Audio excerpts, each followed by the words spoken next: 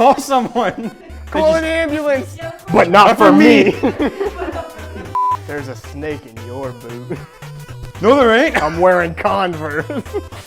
I'm wearing Vans. Joke's on you. I ain't got no laces. I think we should come to the truth and just realize something. Our producer's too mean to us. Stop talking nonsense. And draw. And die.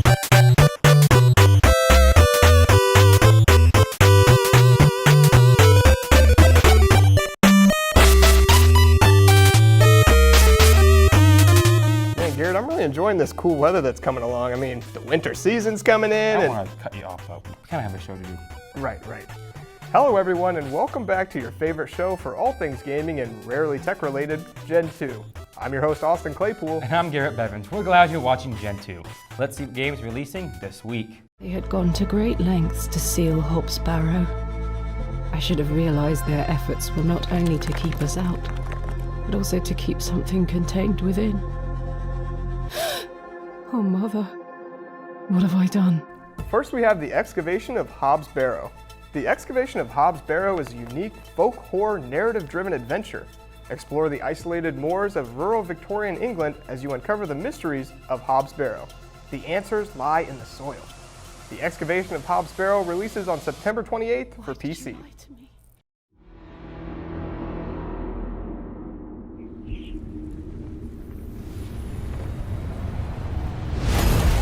Let us keep this civilized. Welcome to the party! Moonbreaker is a turn-based strategy tabletop tactics game. It was designed to be an authentic digital miniatures experience set in a crafted, expansive sci-fi universe. Direct captain and crew determine the fate of the Reaches in a gripping, ever-changing competition and adventure. Moonbreaker releases September 29th for PC. That's the news we have for you this week. You can check out those games in the description. Also, make sure to like this episode and subscribe to catch future episodes. Now, Wii-Views with Austin Claypool.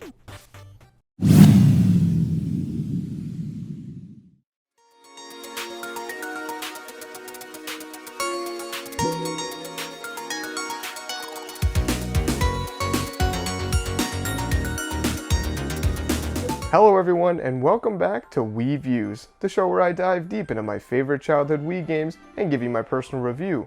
As always, I'm your host, Austin Claypool, and this week we'll be weaving our way through Kirby's Epic Yarn.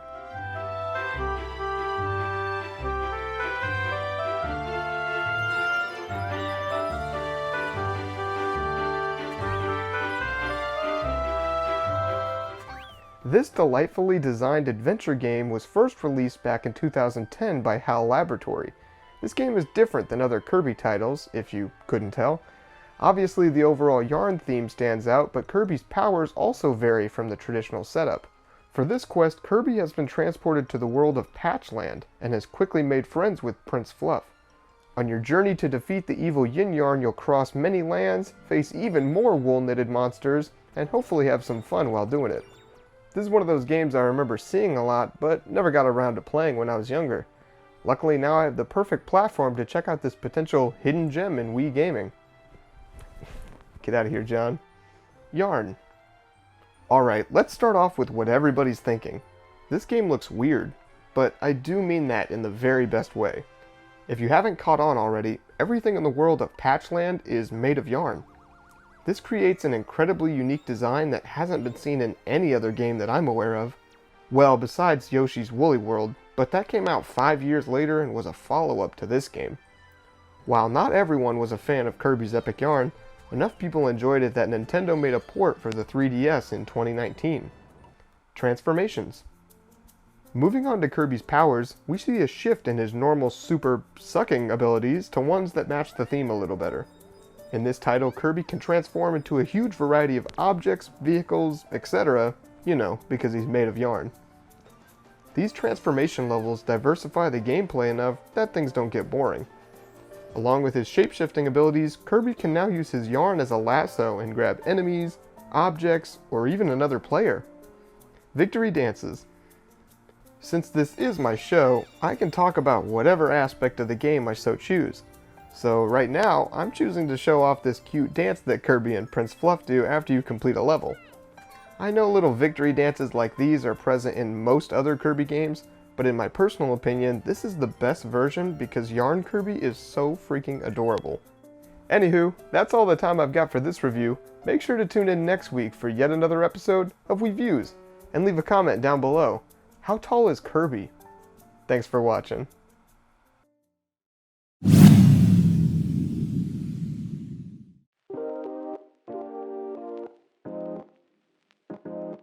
KNWT for Hire is all about sharing a story, a message, and connecting the community. We cover a multitude of events, both within the university and Maryville. We roll in, we set up, and we capture. We're here to offer an experience, not only for those present, but for all.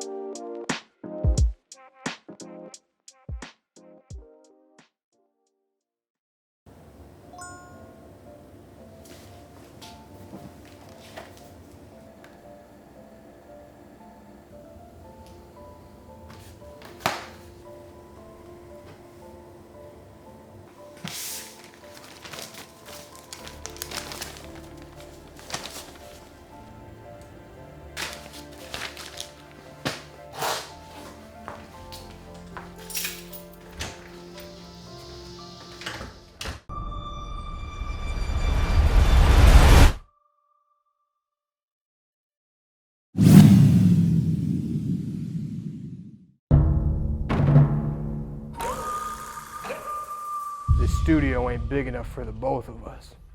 I mean, I feel like there's enough room, but whatever. Your boots untied. Oh, no they're not. Made you look. Looks like we're gonna have to find out who's got the fastest trigger finger. It's time for the new dogs to show the old dogs how it's done. You can't teach a new dog old dog tricks.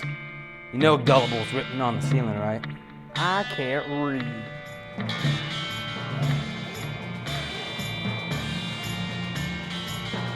Draw.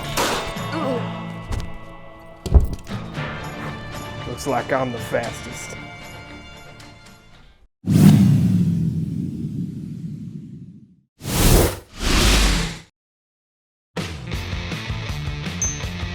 Hello everyone, and welcome back to The Rundown. As always, I'm your host Garrett, and today we're looking into the fun apocalypse with Sunset Overdrive, released in 2014. Let's get right into it.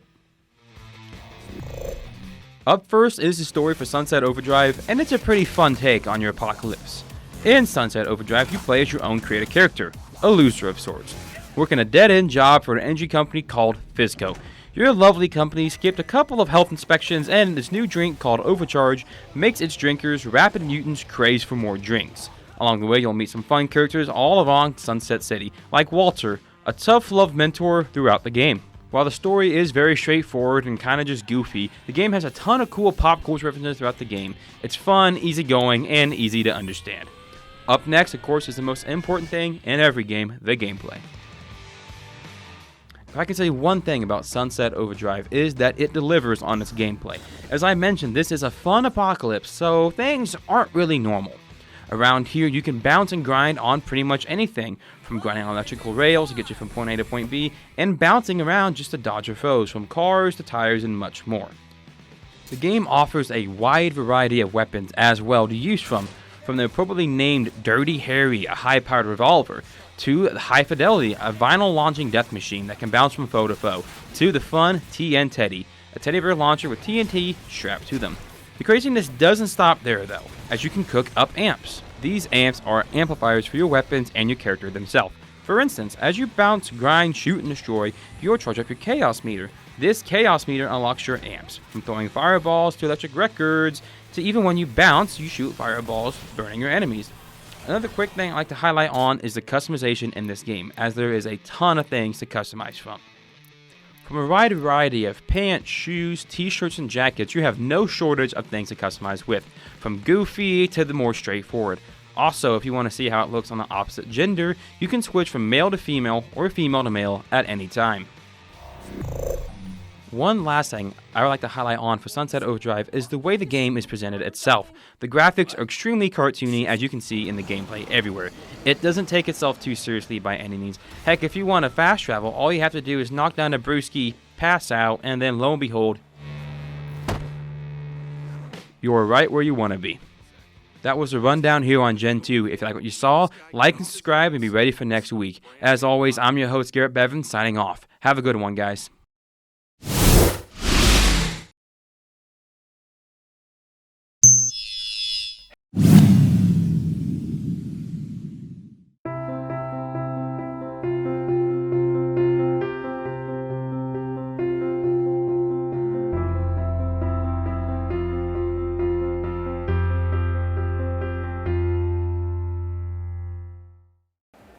Cut. Well, folks, we've had a lot of changes this season. I mean, look at me. I used to be the lovable rookie, but now I run the whole operation. But no matter what changes, this will always be Nerd Central, your one-stop shop for all things nerd. And let me introduce you to the new era of Nerd Central. We already have a case of mannequin disease.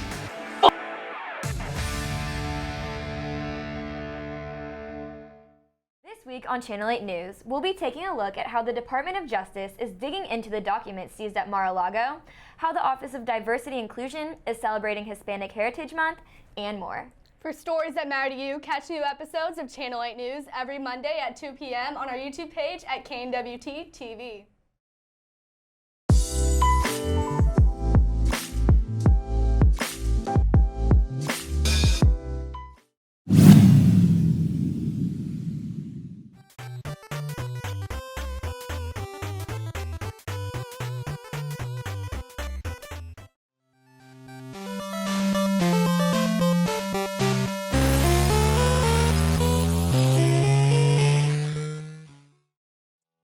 Hello everyone, and welcome to the first episode of The Broken Down.